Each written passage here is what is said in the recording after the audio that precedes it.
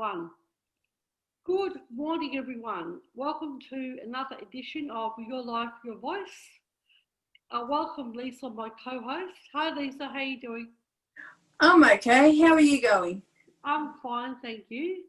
And today we have a special guest. Her name is Maysa. Maysa's a good friend of ours, and she is also part of the DnD steering committee. And I met Maysa a while ago now, and I hired her as a comedy act a few years ago for one of our events. So welcome, Maysa. Hey, hi Julie, hi Lisa. Pleasure Hi. to be here. So we'll just go into the questions, Maysa. So would you like to tell us a little bit about yourself and your work? So I'm Maysa.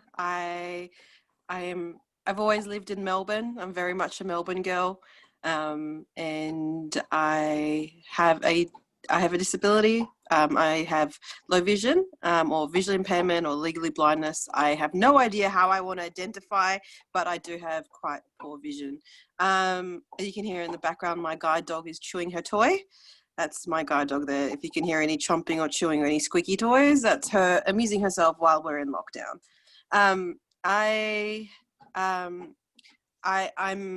I went to uni for a fair bit. Younger me was at uni for a long time, and I studied theatre. I studied a bit of politics, a bit of sociology, and I did my master's in social work. So I'm really happy to say that I'm now a social worker, which is really ace, and it's a field that I'm interested in and a field that I enjoy working in.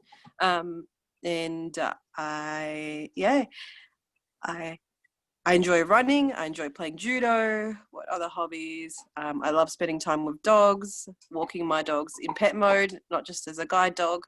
And I'm starting to do like a little challenge to myself that I want to start getting back into running. So I'm doing little challenges to get myself back into that level because it's just been difficult with all the gyms being closed. But so that's I guess that's where I can say that's Maysa at this point. Maysa and COVID. Yeah, that's wonderful, Maysa. I've known you for a little while now. I know that you have a very full and productive life, which is what we're promoting in DnD, Your Life, Your Voice. So we just want to be an example to everyone out there who has passions in life and who feel like they need a little bit of assistance to pursue their passions. There's lots of support out there. There are advocacy organisations like D&D, Valid and others who can help you along your path. And and one day I hope to be interviewing you. So that's wonderful. Thank you, Maysa. So All good. what has been your biggest challenge in your line of work? I guess it's I haven't been working that long. In the large scheme of things, I have only been working 3 years, and that's a drop in the ocean in comparison to people's lengthy careers.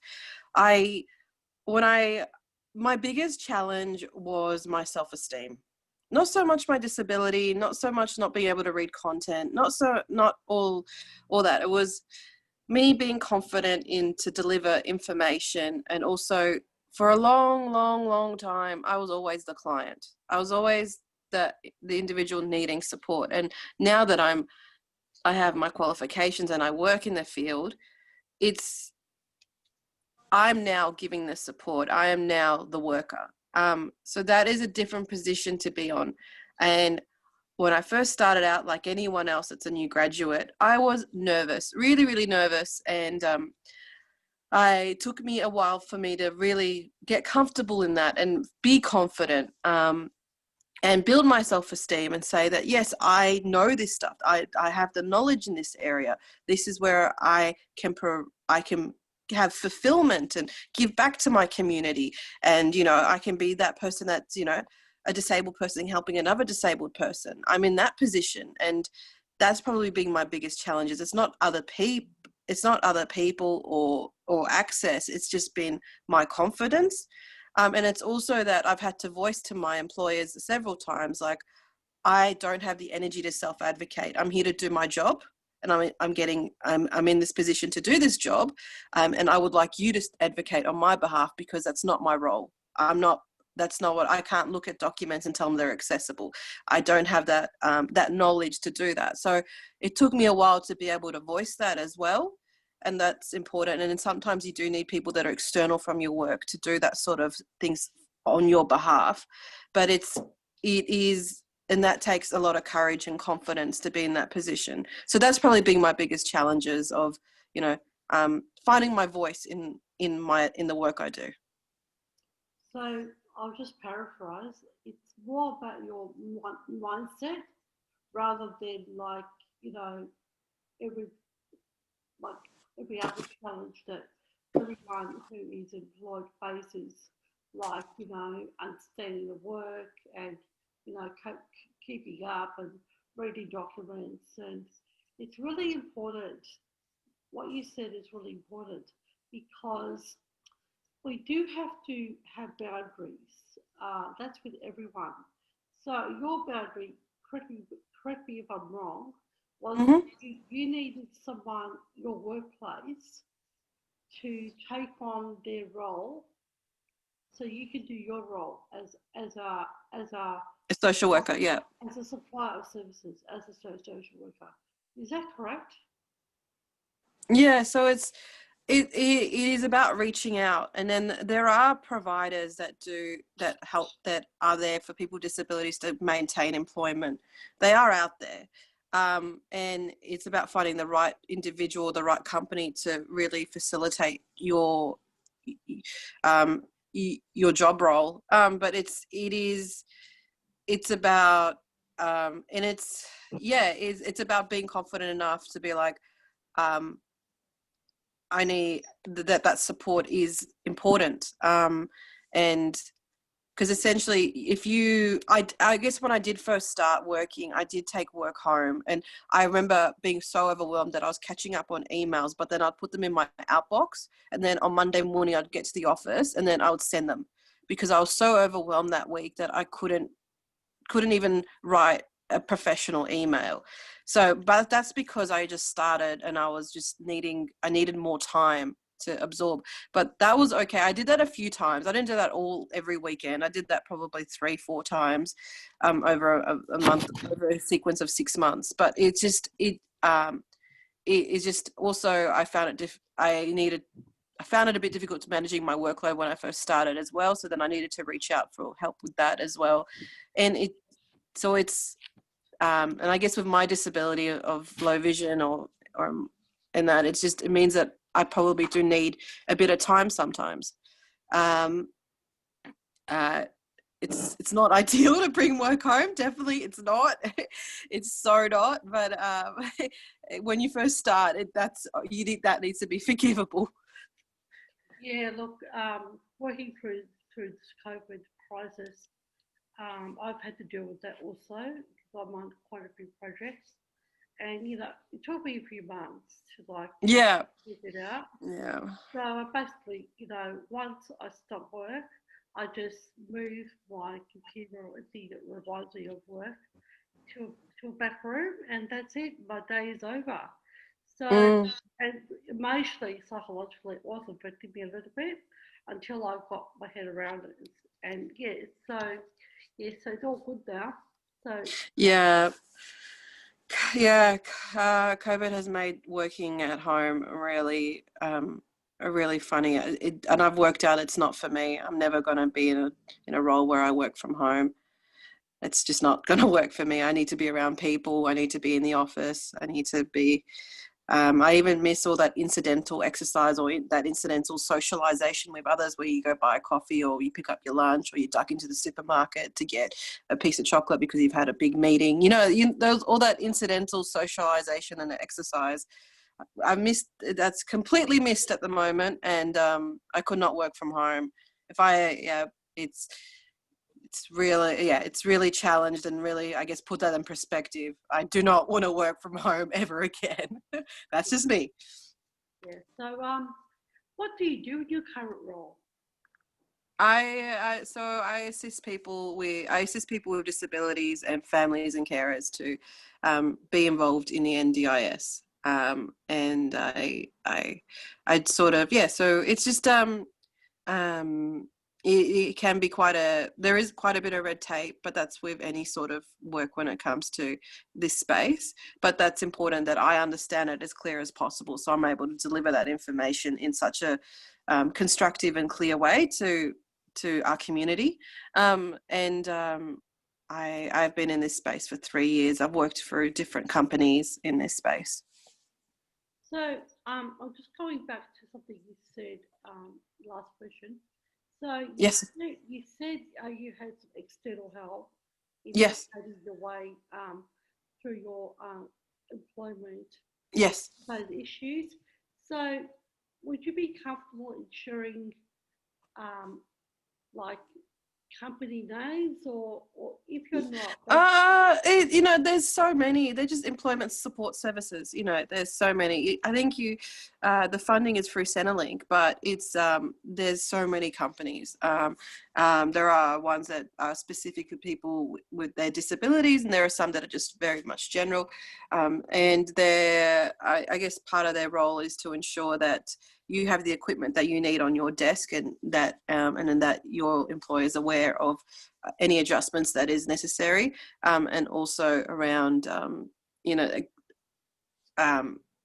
like I needed stuff to be set up. I'm not very good with admin stuff for myself. I'm good at doing it for other people. I'm good at doing that because it's not, but for myself, I find it difficult to organize equipment and all those sort of things.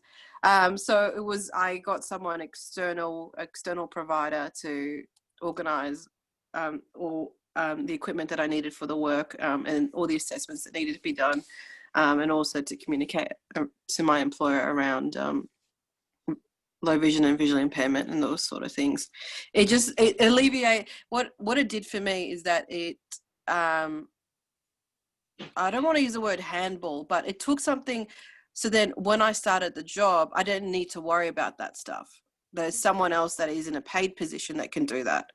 So it just meant that I was able to focus on, building relationships with people in my office, building those friendships, building and, focus on things that are important to me besides worrying about when is my stuff going to be delivered, or when my software is going to be installed, or when I need to do training to learn about the software. When do I need to learn about the database? I don't need to worry about all that. So then the consultant did all that and put together the training schedules that I needed to attend and things. So then I worried about, where's the best coffee shop? Like I had priorities. And you know what? That's a fair point, because the NDIS is out there to make the lives of people with disabilities as equal as possible. So that's a great strategy, because I don't think anyone really can cope with all the pressures. I don't like worrying about disability stuff for myself. That's my point. So yeah. having a paid professional there who can focus on that sort of topic or that need for you, that was a great move, because and when you talk about your problems or your issues, not so much problems, but your issues. No, yeah, I really dislike the word about myself, like the word condition. I'm like, nah, my disability is not a condition. It's a part of me. It's a disability. It's like if I have brown hair, it's just, yeah. So yeah, I'm happy with the word disability, because it doesn't, So with a disability. Yeah.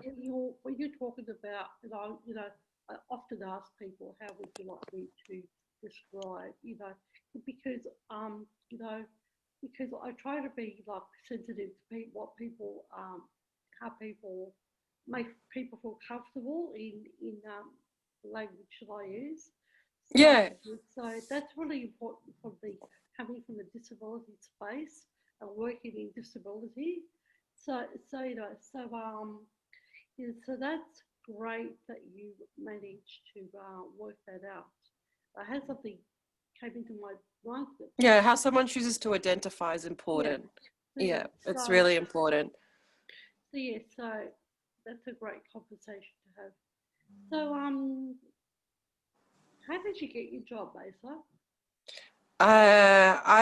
Because I'm a social worker, I was on student placement um, on my last placement at the end of my master's, and then this recruiter came in to the office because there were other social workers in that when I was at my placement, and I just quickly went over and introduced myself, and I said, "Hey, I'm a student, and I'll be graduating in a couple of months." And he goes, "I'm a recruiter. Here's my card." Um, and then a couple of months after, I did have a job that didn't work out, and I know that's normal because I was very, very nervous. Um, and after I left that job, 3 weeks later, I called the recruiter that I met on my placement, and then yes, he was able to assist me in getting a job, and then I was in that for a year, and then I switched to where I'm currently at. So it's been I guess I networked my way to employment.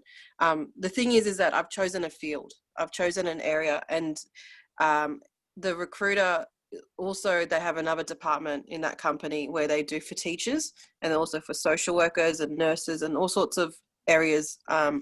So I guess that's because when I was in my mid-20s, I wanted to figure out how I was going to be employed and how I was going to have a career or do that, because I knew I didn't have much experience. So I chose social work because I knew there was placement hours, and I knew that it was it's a growing. I know that it's getting cut down slowly, but I know there's always a need for SWs. So I've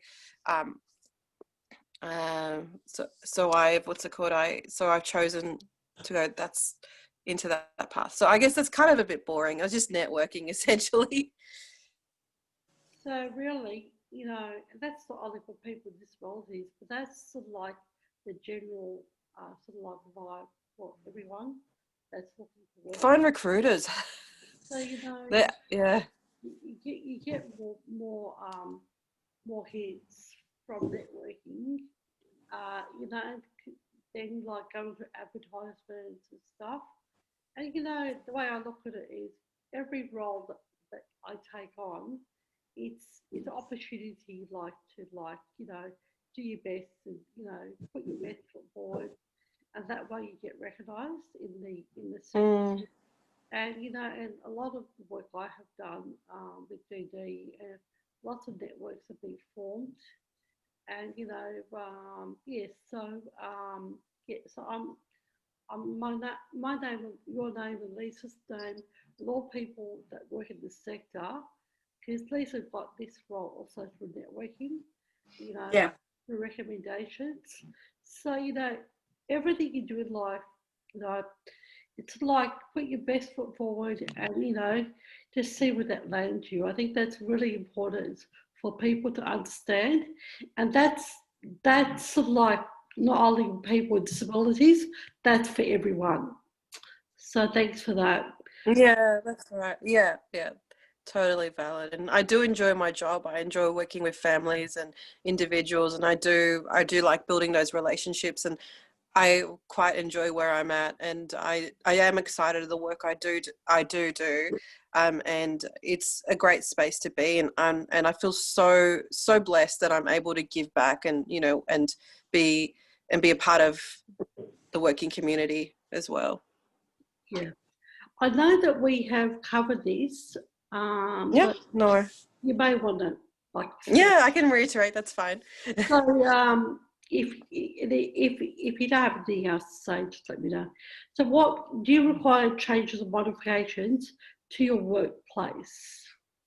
I do, mostly around technology, because my vision, I don't have enough vision to be able to read and write visually. I just don't have that. I could read small little things, but I can't read big documents. And and also and the small vision I do have is in the corner of my left eye, and it's very narrow and small and very it's like looking through a straw almost. But I'm so used to it, so I don't really recognize it as that. But that's the best way to describe it. So I don't have quite a lot of vision. So my adjustments is that I have software on my computer on all my work computers because I have several work computers, and so then it reads back to me what I'm typing or what I'm navigating to. So I needed to have that installed as one of my adjustments. There's probably several other adjustments, like I needed a lamp, a really good lamp on my desk, like a study lamp, because lighting is really important. Yeah. And I also use a monitor that if I need to read small things, it goes under this monitor and it comes up really big on the screen, which is pretty ace. I don't use that as much as I should, but I do have it there at work and at home. I set up my old one in the kitchen, which is pretty cool, so that I could quickly read little labels. But that's just because it's COVID and I don't have much to do besides setting up other bits of equipment. And also, what other equipment do I have? Basically, reading technology, stuff that can read back to me information. Okay. That's great, Maysa. So, what do you think of the NDIS? I think it's a toddler. I think it's a very young toddler. It's only like 4 years old. It has its moments. It can walk really well. It can spit the dummy. It can be like all sorts of things. But it's a growing, and hopefully when it becomes a teenager, will still have its moments, and once it will just be part of our culture eventually. But it is changing the way we think and feel and how we talk about disability, and that is quite an important conversations to have, and that the fact that I'm working, which is really, really awesome, but 20 years ago, I wouldn't be working. I wouldn't have these opportunities. So it's about saying, yeah, where we're moving to, and what will the future look like, whether it's scary, whether it's good or amazing. It's important to remember. It's also, the scheme is evidence-based, so it's important to always provide evidence of the supports you need, whether that's maintaining a relationship with an occupational therapist, to have those regular reports. I know it can be quite tiresome explaining every 12 months that you have a disability, because it's like, I'm not going to wake up next week and drive to Macca's. It's not going to happen. But it's also that it's also important to maintain that evidence as well, to have that evidence to the NDIS, so then they're able to still provide those supports, because it's still eventually, maybe in the future you may not need to do that, but because the scheme is evidence-based, those are sort of things that I encourage a lot of individuals and families to really ensure that they have that information when they do come to talking to the NDIS. Yeah, I've gone in plenty of meetings and they look at you for an hour and they go, what disability do you have? Because you walk in there and because I walk in there and I'm like, okay, this is what I want this, and this, and they go, and then they bring my report back and they go, you're too intelligent, you don't need this help, you don't need that, you don't need this. I'm like, you gotta be kidding me. It is quite, yeah, I hear you. And it's also, that's why all those reports are really important from physios and OTs, because you need backup when you go to those meetings. And I often tell people that you're allowed to take breaks, because the meetings do focus on deficits a lot. So it's important to take those breaks. And it's also really important when you do some of those questionnaires and assessments that you tell us what your bad day is as well. What does your bad day look like? Yeah, and then you do have within, I guess you do, it's a tough space to be in, because as well, like if you feel like you're not being heard and you're not really being heard, that you can ask for a reviewable decision to ensure that your needs are met, because the scheme is to ensure that you are heard as an individual and as a person with a disability. So what you're saying, all the historical reports, and I know it sounds a bit silly from our perspective, but if you have all the historical reports, that goes a long way Mm-hmm. ensuring that, because one of my problems is I don't have historical reports. So Yeah. I'm actually not a participant. So Mm. I You get need a diagnosis, Julie. I tried to get that, but because my issue happened when I was 6 months old, and there was no really official diagnosis at that time, and you know, cold background, busy parents, struggling with a lot of issues that I had to deal with life as an adult and work out all my own medical health issues on my own, largely. Mm. So yes, and only 10% of people I think are who are who uh, um, are on DSP are actually eligible for the NDIS, which leaves like 90% of people sort of like are having to search for other supports in the community. And there are other supports out there, but disability is so diverse that it's really hard and I get tired. So I sort of have abandoned it for now. Whether I'll sort of like go ahead and, you know, down the road and do more inquiries, but it's so tiring. And I Yeah, of course. do have fatigue issues, so I sort of have to pick my battles with life. And at the Mm. moment, yeah, it's on the back burner. So Mm. moving on. So so where do you think the NGOs needs to improve, Maysa?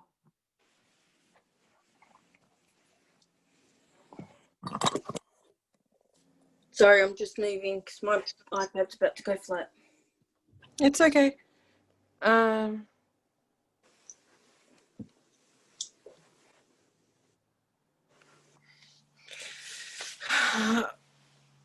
don't.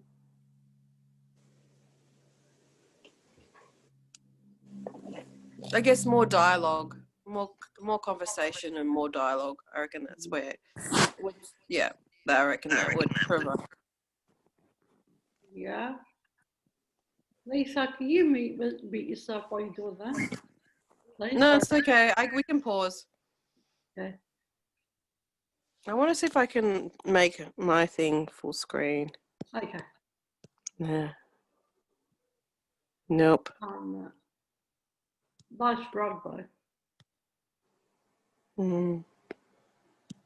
I think. Okay. Are you on an iPhone, Maysa? Yeah, that's right. I think with iPhones, that's the best you can get. Yeah, I guess so. I think on Your face, that's fine. I don't even know if I'm in the frame half the time. Well, we can see your face. That's the main thing. So.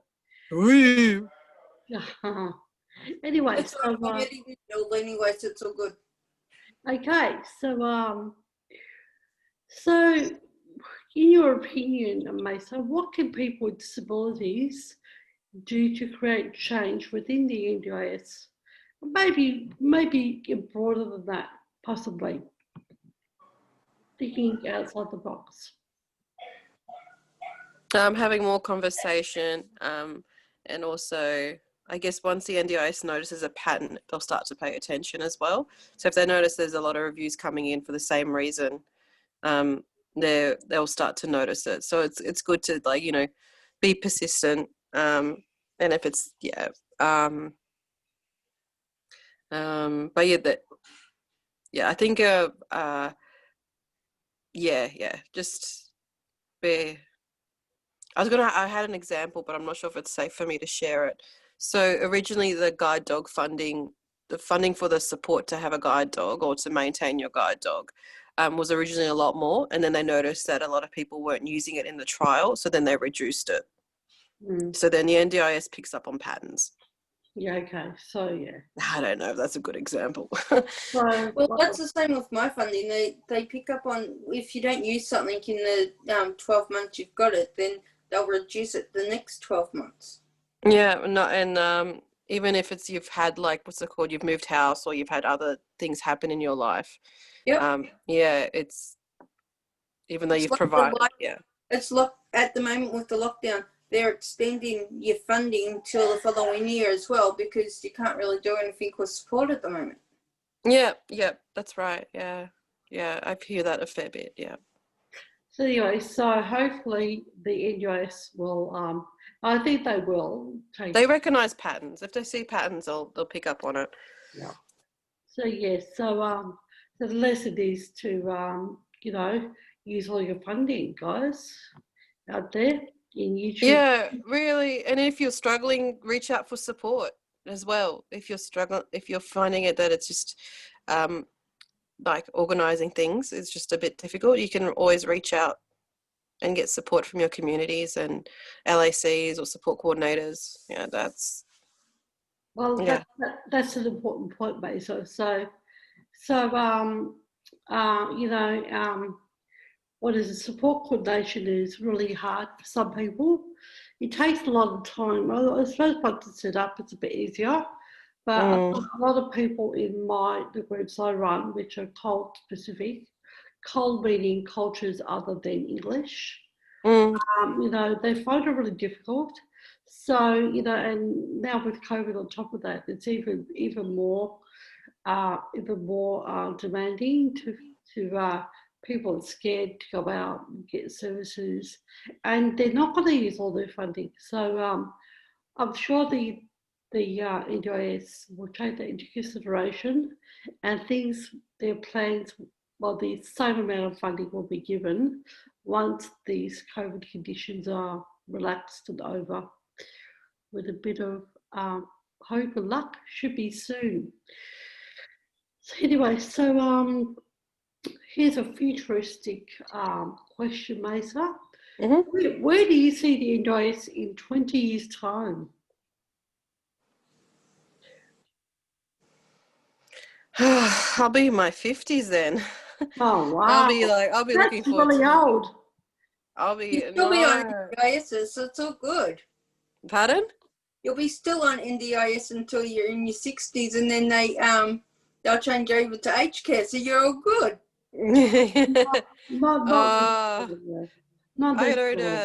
I've got no clue what would it like. It also, it varies from government. Every federal government, it's always going to vary as well. I have no idea how it's going to shape. So how about reducing that to 5 years? Depends who's going to be in the next federal government, I guess, and how it's going to look like. Yes, fair enough, I suppose. We could only talk about today. It's all about where we vote. Yeah, fair enough. Yes, so we won't get into politics. No, it's totally fine. Not at all. It's just it's really good that it is supported by the NDIS is supported widely across our country. It's supported really well. It does have quite a lot of support. It's just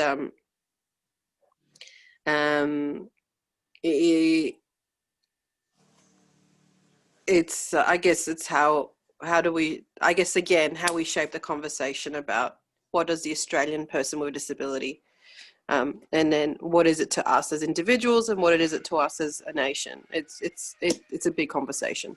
It is a big conversation, and yes, absolutely.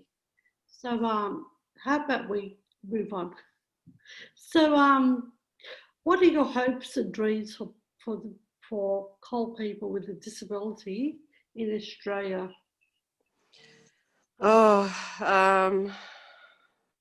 That's tough. So what is my aspiration or hopes for people from our communities that have a disability? Yeah. That's a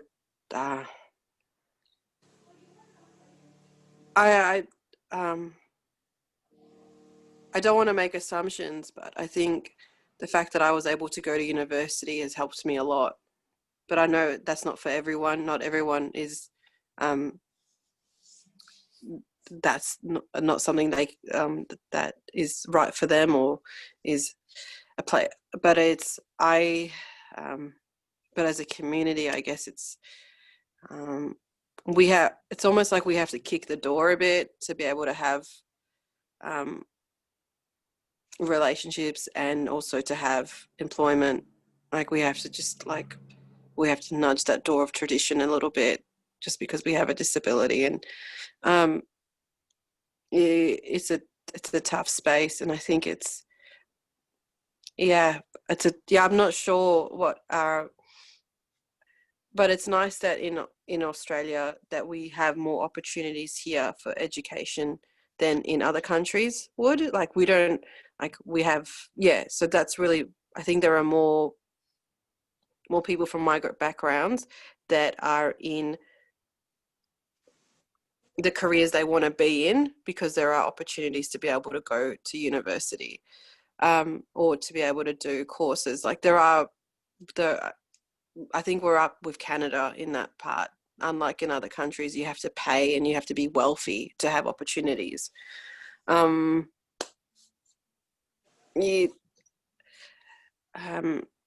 I guess having more providers like that you work with, Julie, and that we are very familiar with, having a voice around these sort of topics. The because in a wide scope of things, I think we are moving in the right direction, but I think there are probably families and individuals that do need quite significant support around the attitudes of having a disability, and that we are capable of having independence in Australia. Like there is that as well.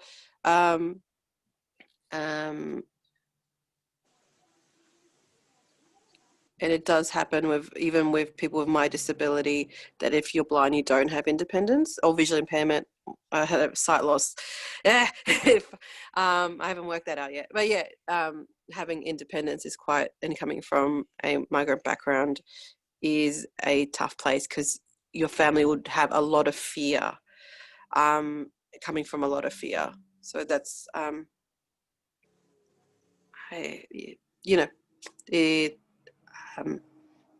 so then you got to nudge that door a little bit and grow your own confidence yourself besides having it from your family. So then it comes from nudging that door, building your confidence and being like, this is what I want and this is what I want to achieve. And I guess sometimes you just got to grab the keys, get them copied, so then you can have that level of freedom. Yeah, I'm hearing you, Maysa. I'm saying that I was trying to answer that. Yes, I answered it. I use a bit of metaphors. It worked. Yeah, I'm hearing you because, I suppose all cultures have taboos and have their social norms and, social mores and social roles between gender-based roles. And, there's been lots of navigation through conversation. And in my case, it wasn't a conversation. It's I'm doing this and that's all there is to it because tried for a long time to, do it their way and it wasn't working. That's where making friends is really important. Making friends with disabilities and making friends without disabilities. Like having a good diversity of friends, that helps a lot with communicating to your migrant parents around wanting independence, and then so then they know that you're supported by friends, not paid workers. Yeah, I did have that support from a wide range of people.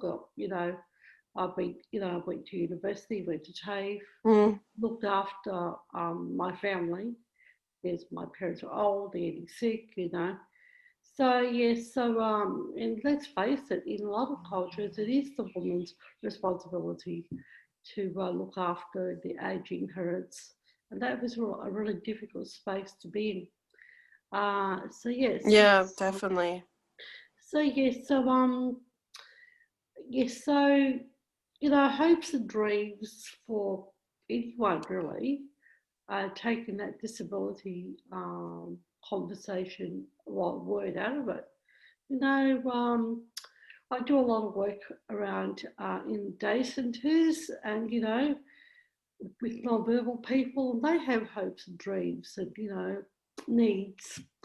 And, you know, it's really hard for people who are non-verbal, or people non-verbal, to get their needs met. So my hopes and dreams for them is to, you know, that people can break through these barriers and barriers of, you know, I've seen people just seeing the person, seeing disability, not the person. So in the future, that's what I would like to see around for people with disabilities. Yeah, They are integrated and in mainstream society. I hear you. It's Health, like, can we just have ordinary jobs? Do we have to be extraordinary because we have a disability?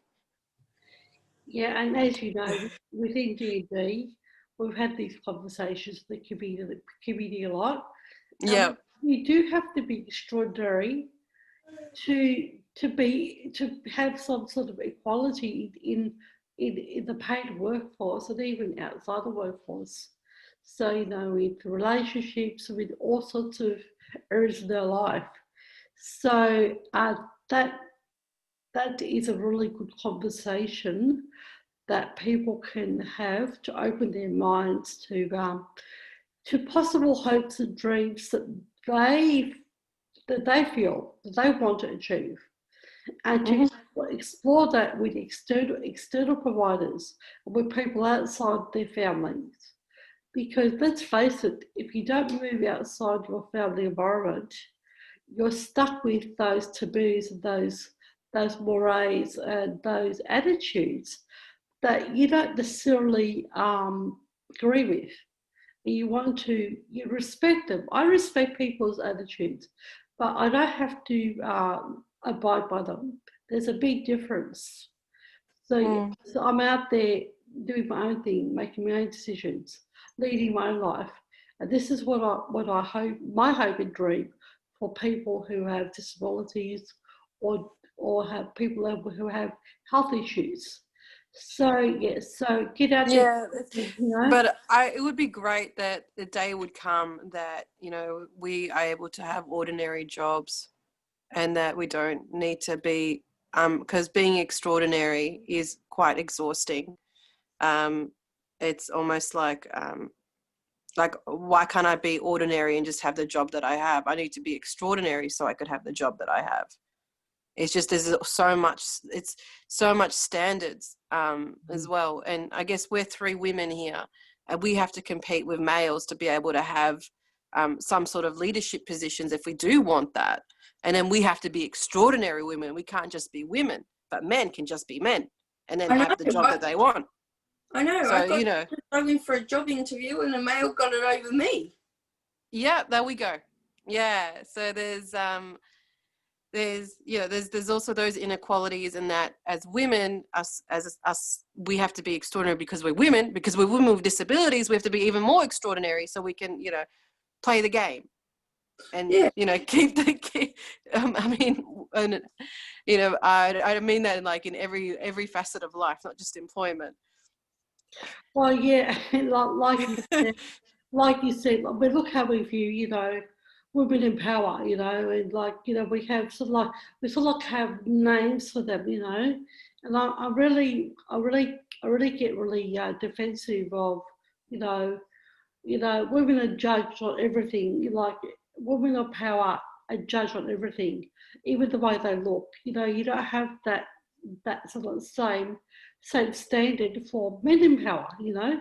They can be whatever they want to be. They can be fat, they can have warts on their face. True. And we have to be perfect. Well, not all of us can be perfect. There's a tendency for people to judge women and then women with disabilities, and like, you know, and you are right. In my experience, in my view, that seems to be the case. And I actually have a social sciences degree, Maysa. Oh, awesome. Great.